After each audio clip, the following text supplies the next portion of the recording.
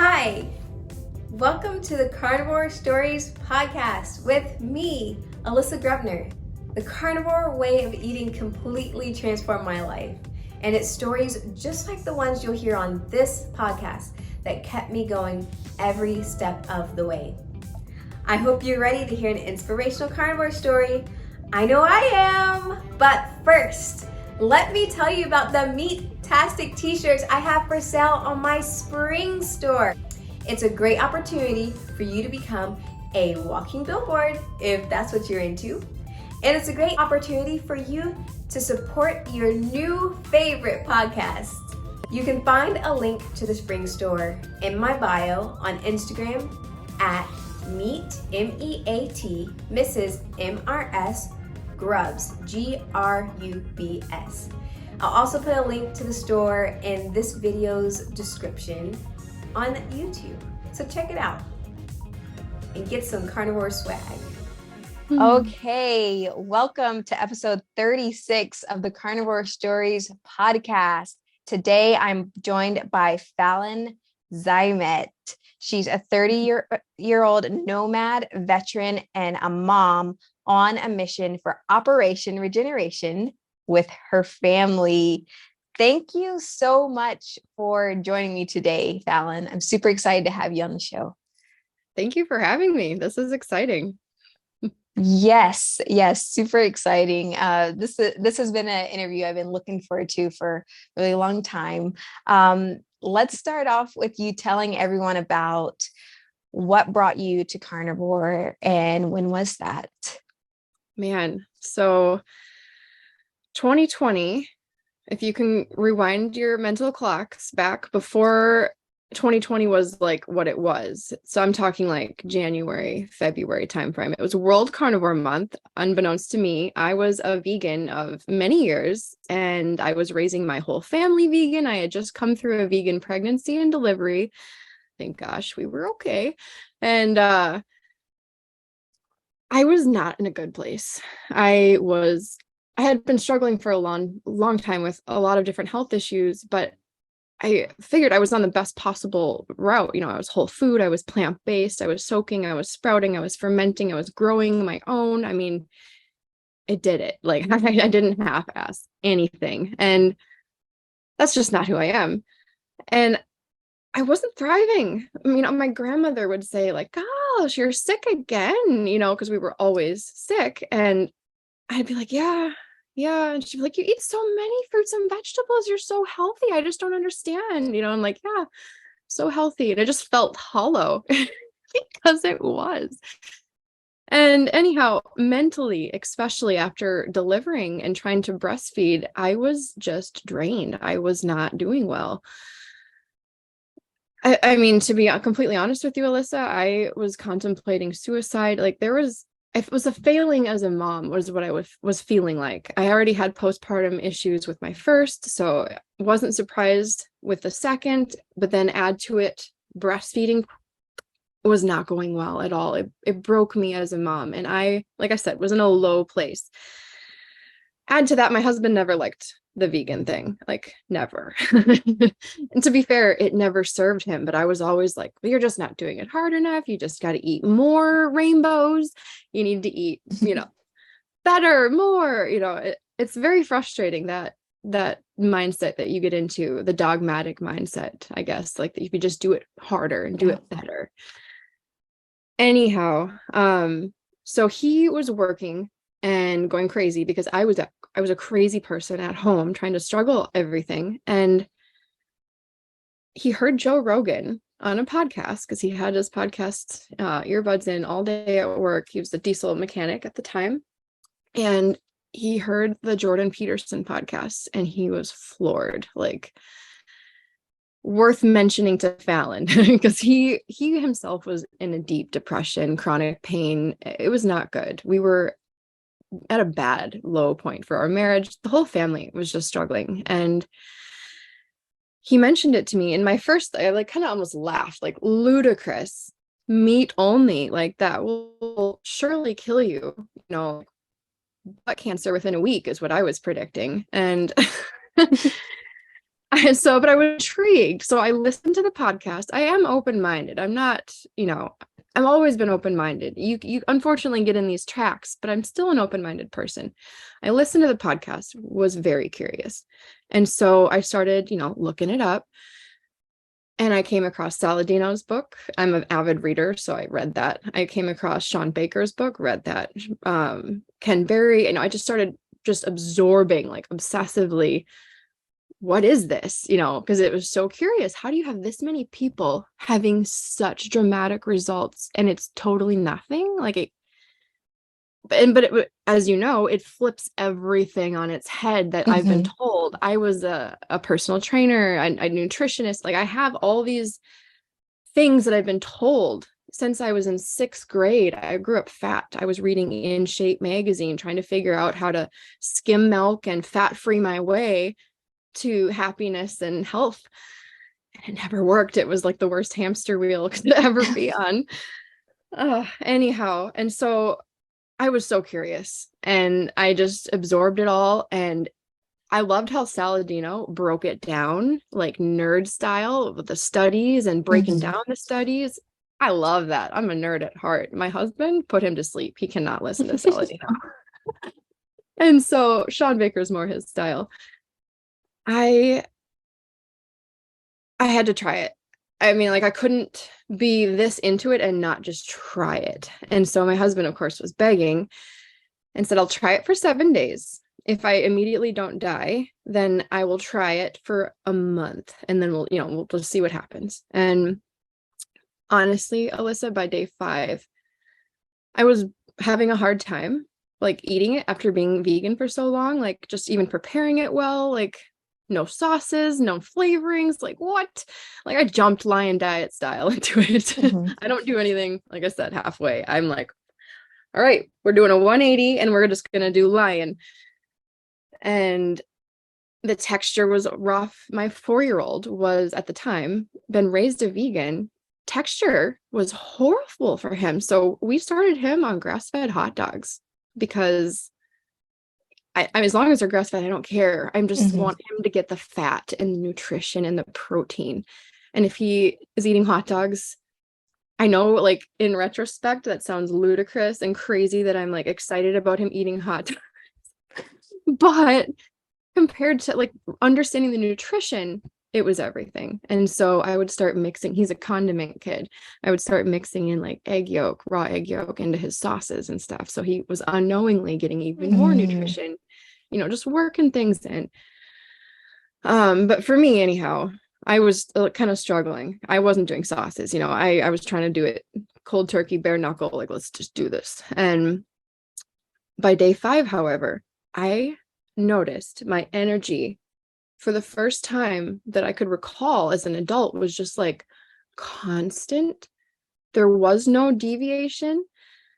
It was wonderful. And not only was it like, so here's what kind of what I equate it to, like me as a vegan chasing carbs all day, my mood and my energy, me as a carnivore, my energy was way up here and it was rock solid. Like I never even got to that, on vegan or any other diet. I've tried them. I've tried the bodybuilding diet. I've tried, you name it. I have tried it and I've done it all the way because that's just who I am. And so anyhow, I noticed my energy was just steady and high, and my pain, I had joint issues and I didn't realize how bad they were until they weren't there. I would dread my 2-story farmhouse staircase every time I forgot the dang phone or I forgot the laundry or you name it, as a mom. And my knees would crackle and they would hurt. And I was just tired. I didn't want to do the stairs again. I knew they were good for me, but whatever. My motivation was also pretty low at this point. And by day 5, I distinctly remember taking the stairs 2 at a time. Like it was fun. It was a game. It was enjoyable. And it just reminded me of kid, like youth almost. And that was where I was like, okay, light bulb. This is something, like I'm not even a week into this and this is dramatic. And so, yeah, I'm like, all right, sign me up. We'll do 30 days. It's boring as hell, but we'll do 30 days. But it was so dramatic. My husband was losing weight like it was his job. I was over here like admiring it, envious, but also content that I felt so good. I didn't even mind that I wasn't losing weight. And so 3 months go by. He has lost like almost 40 pounds by this point. Like it was just melting off of him. He was looking great. Our marriage was saved. He was clear. He was focused. The depression, the cloud that was all like almost visibly on him, it was gone. He was a bright, intelligent, happy guy. And it didn't take whiskey or something to get that out of him. It was just there. It was amazing. And so I'm like, for my marriage alone, like I'll keep eating this and I feel good. Even if I never lose a pound, like I'm just feeling good. And something, I don't know if it was because I finally stopped caring about my weight. Some people say it's really emotional, like it's psychological sometimes. Or if it was that my body took 3 months of building back my nutritional stores that had been depleted for so long. But after 3 months of eating until I was full, like, and even if I was craving something, I would shut that craving up with some scrambled eggs and some beef. Like that's that was my go-to. And so that's how I was eating. I was not counting calories. I was eating a lot of food. I was a little bit alarmed. But then after 3 months, my weight started just melting off. I mean, it was noticeable, but it wasn't even just melting off like in a gaunt way that I was starting to get in my vegan pregnancy because I could not keep on weight. But I was like toned looking. I wasn't working out at this point, like unlike my photos nowadays. I was not lifting weights. I was just doing my normal mom routine and I was looking good. And so the other thing I noticed within 3 months, my skin, like I had had really bad acne scars, as you probably saw in my acne video. And I just assumed it was a part of being 30s, there were wrinkles, like tissue papery style, almost like crinkly wrinkles that I just assumed like, okay, this is just a part of getting old. But they were not like there when I smile, of course, but now they kind of just pop back into place when I'm not smiling. It's like I would tell it's magic and fake or like some baloney crap if the cynical 4 year ago vegan was here watching me now. But dude, I'm here. Yeah. It's wild. Yeah. It's been a wild journey. So that was 3 years ago now, almost like February is coming up here. So it's crazy. Wow. Here we are. Yes. Crazy. Amazing. I went through a vegetarian pregnancy. I wasn't vegan, but after the pregnancy, I did go into being a vegan because I was like, oh, I need to lose all the weight. And like you were saying, I just drained. I felt absolutely drained, breastfeeding and trying to be a mom. I was a crazy person. Okay. I was absolutely crazy. I'm glad I'm not alone. Yeah. So I can totally relate to that. And then I was pretty much raising my kids vegetarian. So they would have some dairy here and there. But I wouldn't cook meat in the house. If they had meat, they went somewhere else and had it. And my son, he's the one I had the vegetarian pregnancy with. When I started eating all this meat, the texture was a thing for him. He would chew a piece of like steak or something with some fat on it and just go to gag because the texture was just too much for him. Yeah. But as time has went on, he's at the point now that he can eat those things and he thinks they're delicious and he enjoys them. Good. That's good. Yeah. And how long have you been eating? How long has he been eating meat? Okay. So it's been maybe like 4 years now, but it was gradual because I stopped being vegan like 2 years before I found carnivore. But we weren't having a whole lot of meat in the house. And if we did, it was like boneless, skinless chicken breast, So you were healthy, the standard American healthy diet, right? Right. Yeah. And then when I started doing carnivore, then it was like, well, we're eating all of the gristle and, you know, all of the fat and all the red meat. And so that was hard for my son to get into. It wasn't so bad for my daughter because she did have some time growing up where I wasn't vegetarian, or she was getting more meat and things. I think she craved those things more. But it was difficult for my son, and he's 5 now. So he's doing, both of them are doing really good with it. That's good. See, my son, he'll be almost 7 in February here. Is it end of February birthday? Okay. And he still struggles with steak. Like if it's a really good tender steak, you know, it could be filet, but it also could be like a really good skirt steak cut across the grain, you know, so it just pulls. So if it's flavored really well, or it just happens to be like a good aged flavor, you know, from an aged skirt steak. I worked at a butcher shop for a while there, and I had my pick of the best of the best. So these kids have been spoiled. My daughter was primarily raised on tenderloin tails, you know, the little bit at the end of the tenderloin that's not quite saleable as a, you know, fillet. Yeah. And I'm like, well, I don't want to, you know, grind this into hamburger or something atrocious. I'll just have to take it home for my daughter. And so I lived off the scraps in that shop. They pretty much could have paid me in steaks and I would have been content. Yeah. Oh, wow. Wow. What a gig. Wow. Yeah. Well, we had to do some crazy things in COVID. I mean, I quickly realized when we started the carnivore diet, and maybe you did too, like this is expensive for a family of 4. How are we gonna like budget for this? You know, if I want to do grass-fed and regeneratively raised, and we were paying retail at first, like retail individual cuts of grass-fed meat, you know, like all cryovac at the healthy section of the local market. We lived rurally, so you know, they upcharge the crap out of that stuff. I was like, we're going to go broke. There's no way we can't do this. And so I was calling around at all the local farms, and I found this local butcher shop across the border in Wisconsin. I lived in Minnesota. If you couldn't hear from the accent, don't you know? And they were selling quarters or halves of beef, grass-fed, locally raised, in their locker for a really good price. And like that price was hamburger and filet. Like that was like a flat price. I'm like, this is the way to go.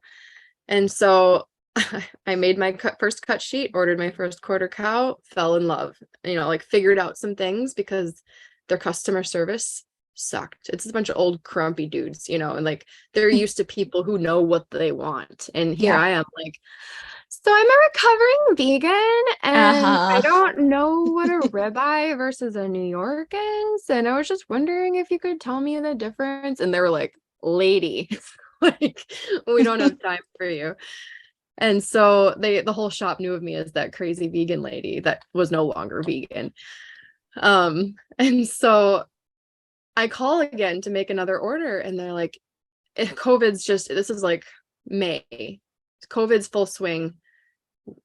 Everyone's panic buying. We can't keep up. And so just call back in like a month. And I'm like, we're going to be starving in a month. Like we're going to be through this cow. I need to pre-order the next. And I was kind of freaking out, to be honest. I didn't know. Like I said, we couldn't afford it, but I couldn't afford not to eat this way either. Yeah. And I noticed they were hiring. I'm like, well, I know their customer service sucks. I can totally help them with their customer service, but I don't know jack about meat. But what a way to learn. Like, and I want, as a prior vegan, ethics and like knowing where your food comes from means a lot to me. And I've always wanted to be a farmer. I just didn't know, as a confused vegan, if I was like a sanctuary for old abused farm animals, and with, you know, carrots and celery, like what do we grow? And so now I realize, like, my mission, Operation Regeneration, it was like it all became clear on the carnivore diet, like what my life purpose was, like, and I've been struggling with that. Like, I felt I had a purpose, but as a vegan, I was very confused. It all became clear. Work at the butcher shop, learn as much as I can, get, you know, that background under you, and then see where it goes. Like, plus you'll get a discount on meat. You'll always have, you know, plenty of good stuff. Like it just seemed like a win, win, win, win, win. And I'm getting paid. Wonderful. Yes. So Yes. that's where I worked. Yeah. Okay. So you mentioned Operation Regeneration. Do you want to tell everyone a little bit more about that?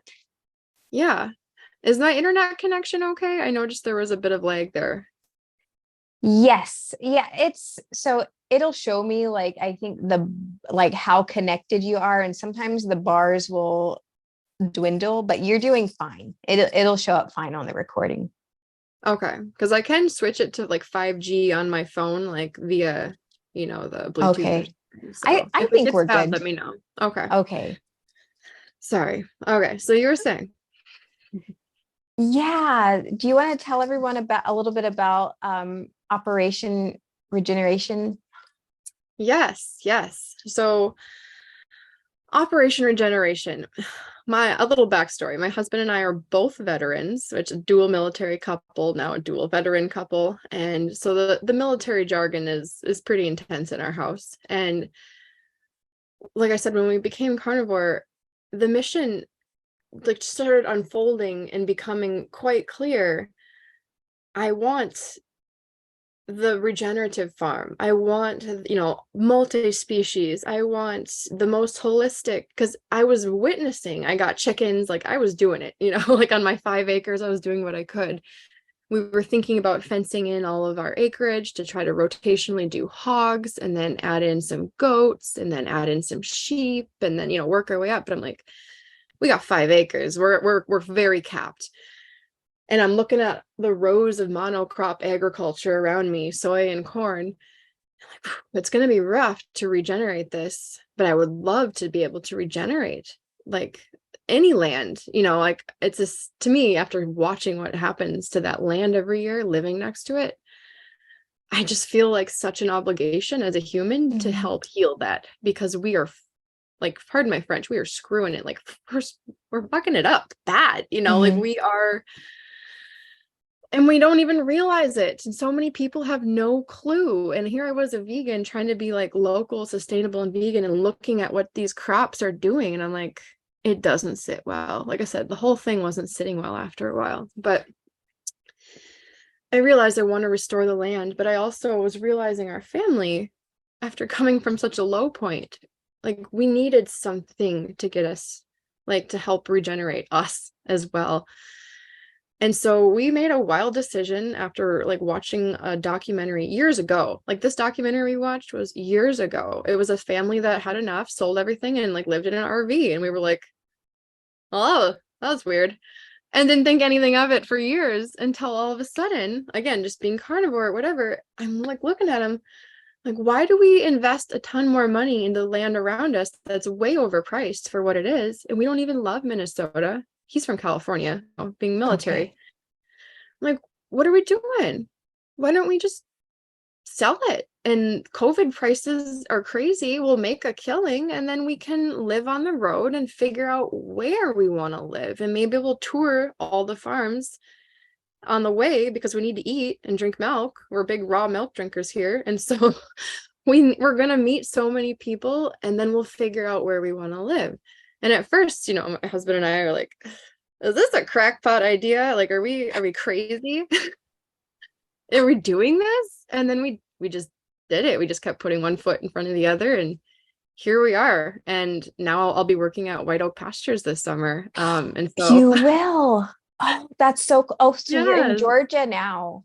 Well, right now we're in Florida. Okay. We went and talked to Will and the team over there early December. They have a harvest host, which is like a place you can stay with your RV for one night as you're traveling for free. Super cool program. But they also built, just like I want to do on my future farm, an RV park. So you can have people, they have cabins, they have houses you can rent, but they also have an RV park for those people. And Wow. bless them, I'm so excited. And so we'll be able to park at their RV park. Will offered my husband a job as well. In between, he'll be going to school as an IT like penetrator online through the VA. And it's like internet stuff.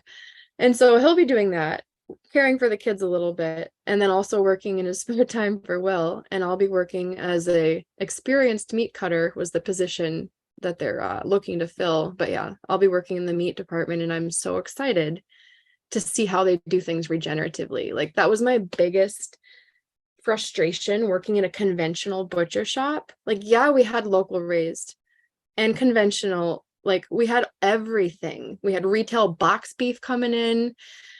We had the whole gamut. And then we would throw the liver in the barrel to go off to the renderer. We would throw the fat, the beautiful suet, white, pristine suet, toss it in the barrel. Like I'm over here like I can't eat it all, but I know there are carnivores out here, like we could use this stuff, or you could put this back on the land. Like there's just so many things you could do. And so to be able to learn under White Oak is like a dream. And it would never have happened had I been sitting in my 5 acres, frustrated and depressed. But here we are out on the road traveling, and just it just happened, That is so amazing. What an opportunity. You are going to the Juilliard of regenerative farming. I know. I'm like, none of my normie friends like understand, but I am so excited. Yes, I am sure you are. Okay. Well, that's awesome. You're getting a Florida winter.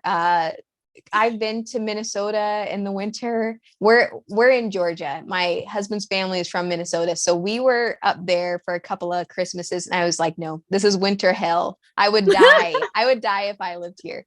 And a week of that was like all I could manage. So that's nice. You're gonna enjoy some not so frigid weather this winter.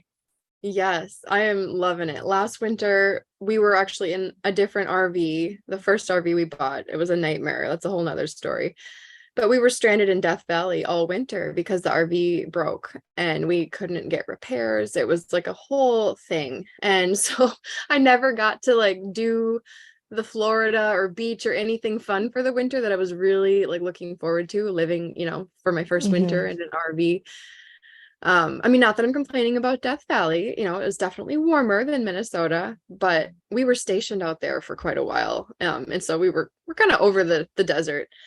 And yeah, it was just a long winter. So we're gonna be in the Keys for my birthday in about a week. I am so stoked. That's so exciting. That is so exciting. Yes. Well, happy early birthday. Thank you. I'll be turning 34.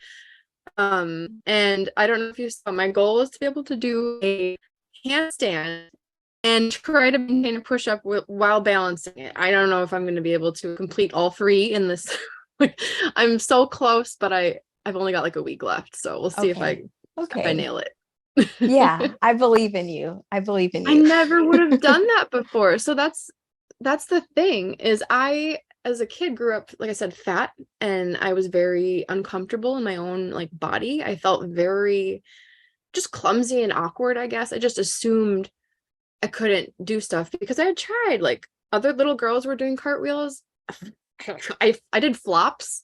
It just I just didn't have that. And to feel like that after several months of carnivore, like I said, I just felt like I was becoming agile and muscular without even trying. And so then I was like, gosh, I used to try to bodybuild all the time. What if I combined this with bodybuilding and like agility training? And I'm just, what am I capable of? Who knows? Like, this is so fun. Every year I set a new goal now, like some outrageous for me goal. Like last year it was cartwheels. I could never do cartwheels. Now I can do cartwheels. It's the coolest, I gotta say. That is so awesome. That is, I was a fat kid growing up too. So I know. Hugs. Yes. Yeah. And so to be an adult and be on a totally different level than I was as a kid is super cool. And then it's like circulating around Instagram. You may have seen it. There's it's Biden's, it's a doctor on Biden's new dietary committee. And it's a clip of her on 60 Minutes saying, oh, it doesn't matter what you do. It doesn't matter if you get good sleep, if you change your diet, if you exercise, you're always going to be obese. Baloney.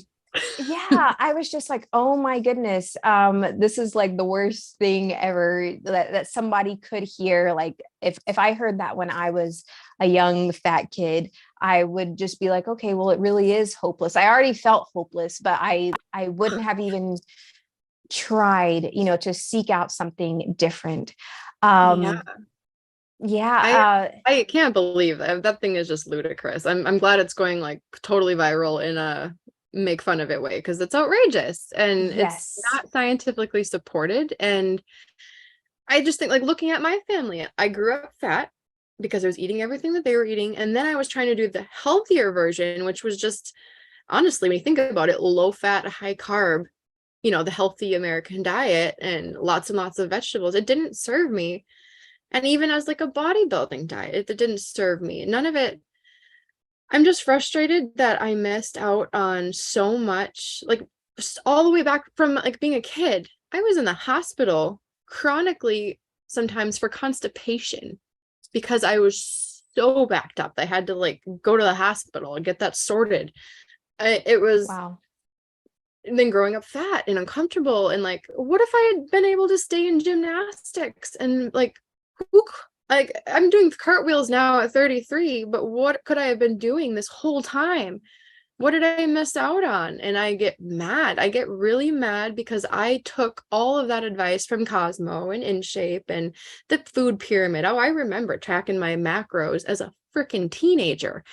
I mean, I'm just mad and I'm on a mission. I can't stay quiet.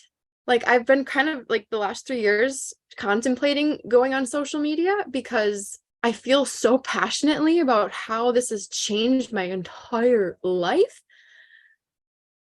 But I also, like, I can't, it's intimidating. The whole thing's intimidating. Social media, all of it, but I can't shut up. I can't anymore, because if I see another freaking mom struggling like I was, or another little girl struggling like Yeah. I was, no, there is another way. You don't just starve yourself. You don't have to feel guilty for wanting a hot dog. Eat the whole pack and lose weight. I challenge you. Because I do it. Yeah. And I don't feel any Okay. guilt anymore. It's wonderful. Yes, yes. This is such a guilt-free way of eating and so, so rewarding. So what do you typically eat in a day now? Do you have issues sourcing good food to eat since you're always on the move? Oh, girl, yes. And so that has been a big struggle. Because initially moving into an RV, a lot of RVs have like itty bitty propane powered refrigerators and freezers. And I was like, yeah, we can't do that. And so we ended up getting a much larger RV, not only because of the refrigerator, but we just needed space. My husband's a big man. We've got kids, we've got dogs, we've got cats. And so we got the biggest refrigerator possible that you Mhm. can get in a traveling thing, besides being like a millionaire. Um, and it is still a struggle. I can't fit a quarter beef in there. So how am I going to economically buy my meat like the quality that I want? And so my husband, I'm like the dreamer, he's like the realist. We got a yin yang going on here. Yeah. And so I'm like, we'll just get a deep freezer, we'll just put it in the back. And he's like, you're crazy. What if we don't have power? What if this, like, we don't have space? It's going to be overweight. Like, no, you crazy lady. And so it's been a struggle. We've been surviving. Luckily, when we were in the desert, we were near a military base because, like I said, we used to be stationed out there. And so we were able to go to the commissary as veterans. And that was so helpful, tax-free, and the prices were super low. But Costco has been a big help, like having that membership and being able to buy bigger quantities for better prices. But at this point, we don't only eat grass-fed. Like, I wish I could say that. I would love to say that, but we're two veterans living off of our VA, medical money and our house sales, which is quickly dwindling with this RV lifestyle. And so you got to be real. Like we just can't survive off of that. And so that's typically what we've done. I did convince my husband, Joe, to get a deep freezer finally for the back because we have a toy hauler now. This is our other, our newer trailer. And so there's plenty of space. There's plenty of weight. We're good. So I've got like a chest, not the chest. I wanted a chest, but we got like the door style one. Okay. And I can fit a good fair amount. It's been so nice. Like when you find something on sale or clearance or something, like, they have the meat that needs to sale right now. Mm-hmm. I can buy it all and not worry, like, what am I going to do with this? So it's been really nice. I think I could fit a quarter cow if they were completely empty. And so once we get to that, we'll see. But I'm going to be at White Oak Pastures all summer, so I'm not going to have to worry about a darn thing. Yeah. Awesome. That's going to be wonderful. Goodness. Yes, it is. All the milk, because they have a farm hookup, all the eggs and all the beef I could ever want, plus all the other animals they have going on. I'm just going to be in seventh heaven. Yeah. But nowadays, what I eat on a daily basis would be just trying to be economical. And so if I can't find a cheap steak, like on sale or something, we don't eat steak. For Christmas, I flew home to visit my family and just me, and my mom wanted to road trip back to Orlando with us, or with me. She didn't want to do it alone, basically. So I flew up there to meet her and drove down. And I of course, I called up my Wisconsin butcher hookup, like, can you save me some aged skirt steaks, like the fattiest of the fatty? And so they have like an ongoing running box in the freezer for me, Fallon's fat skirts. It's great. And so I was able to pick up a box and bring a cooler back with my new deep freezer I got for Christmas. So I have some, it's like when you like reserve your fine wine, like people have like their whatever it is, your fancy thing that you're into. Mm-hmm. Mine is aged skirt steaks. I've got a selection that I just reserve for special occasion back there. Nice. Yes. But otherwise, yeah, ground beef, more ground beef and eggs. That's pretty much any variation of that. I love to get into I'm sure maybe you've seen Maria Emmerich's protein sparing recipes. Mm-hmm. I've been playing with those lately. I know the fad right now seems to be butter and adding so much fat and increasing fat ratios. And I did that. I tried that. And I don't know. Like, initially, I think it bumped my stall. Like I saw like a good thing for a few weeks. Like I literally saw like a deflated looking fat pouch. I've got like, the little tiny pouch. I just want that 6-pack though. And so I saw a little bit of a decrease, but then I started gaining weight. And that happened really quickly. And so I have stopped that, and I'm going to start leaning towards Maria Emmerich's style. And I love her stuff anyway. I just love the creativity of using freaking egg whites to make like crazy concoctions. Yeah. After 3 years of carnivore, I'm ready. I'm ready for some variety. Yeah. And so I'm digging it. And so far this week, like sticking to it hard, like actually tracking my macros, which I normally don't give off, like no cares. But I really want that 6-pack. And so I'm curious now, like I need to be professional and I need to actually see like what's going to work for me to get me out of this little like stall. It's not natural to have a 6-pack. I want to throw that out. Like you're manipulating your body to be, it's not like, let's just say this. My ancestors, if the apocalypse hit right now, would not want to have a 6-pack. They would want to have a nice fat pack to keep them going in between hunts. Like, you know what I'm saying? Like, I don't think that's a good place to be at long term, but dang it, I just want to see what my abs look like. Mm-hmm. Yeah. I can totally relate with that, being that little girl, that's a dream. Like maybe one day I'll get to see what's been under there all this time. Yeah. It's exciting and it's fun. It's like a goal that for me is fun. If it becomes unfun, then it's a problem and to be reevaluated. But right now I'm like, it's a fun thing to chase for me. Like it's like the cartwheel thing. I just want to be Yeah. able to have that ab flex photo and be like, there's a photograph and now I can Yep. chill out a little. Exactly. The next question I wanted to ask you is, okay, what advice would you give to someone that's thinking about trying carnivore? Like maybe they heard about it and they're like, I don't know, this sounds crazy. What would you say to them? First off, I have to say, I'm coining a phrase and it's called carnicurious because there Uh-huh. are so many people I feel like that are really curious about this, but they're also like I was totally, like I said, it's too much of a paradigm shift for some people to swallow literally at first because it's wild. And all I have to say is I've been there. I was there, you know. I was so far on the other side. I was like on the vegan side of crazy, passionate. Mm-hmm. And here I am.